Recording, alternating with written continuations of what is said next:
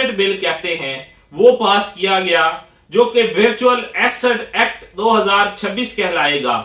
ये एक्ट बड़ा ही इंपॉर्टेंट है। किस हवाले से?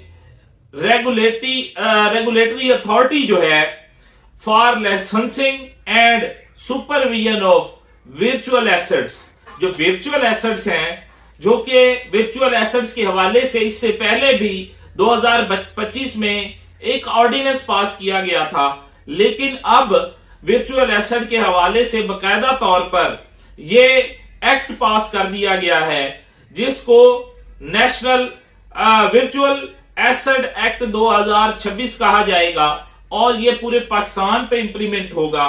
और ये बनाया इसलिए गया है कि एक रेगुलेटरी अथॉरिटी कायम की जाए जो कि लाइसेंस इशू करे, जो कि लाइसेंसिंग के लिए, सुपरविजन के लिए, वर्चुअल एसेट सर्विसेज के लिए जो प्रोवाइडर्स हैं, वर्चुअल एसेट प्रोवाइडर्स और इन्वेस्टर्स, और इसके साथ साथ उनकी प्रोटेक्शन के लिए, ट्रांसपेरेंसी के लिए, जो वर्चुअल एसेट्स के अंदर ट्रांसपेरेंसी हो और मार्केट जो है वो सेफ हो वर्चुअल एसेट्स की, ट्रेडिंग जो है वो उसमें किसी किस्म की प्रिवेंट जो है ट्रेडिंग ना हो और मनी लॉन्ड्रिंग ना हो। और इसलिए ये एक्ट पास किया गया जिसके जरिए इन्वेस्टर्स को जो है वो लाइसेंसिंग अथॉरिटी बकायदा एक बनाई जाएगी, जो कि एक बड़ा ही डिटेल्ड 37 सफात पर मुश्तमिल एक एक्ट पास किया गया है।